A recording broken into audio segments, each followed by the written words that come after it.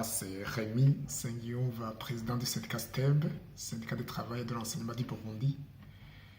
Euh, nous remercions d'abord l'International de l'éducation qui vient de nous appuyer dans une activité très importante sur le leadership et la négociation.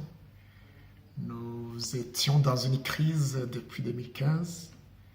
Nos représentants n'arrivaient pas à se retrouver.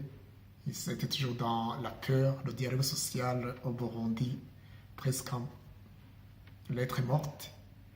Mais avec cette formation, nous venons de leur montrer comment ils peuvent faire le lobbying de négociation, faire le lobbying avec les autorités.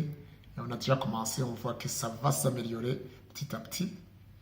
Et cette formation nous a permis de former 360 représentants de 20 régions, que nous appelons, de 18 régions que nous appelons provinces au Burundi, à raison de 20 par province.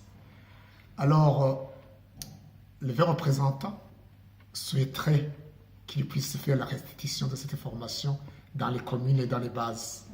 C'est là où nous demandons encore aux alliés de continuer à nous soutenir parce que le syndicat vit dans des moments qui ne sont pas très faciles. Vous connaissez la situation au Burundi qui n'a pas laissé la vie des syndicats. Et nous espérons que demain, le dialogue sera plus meilleur.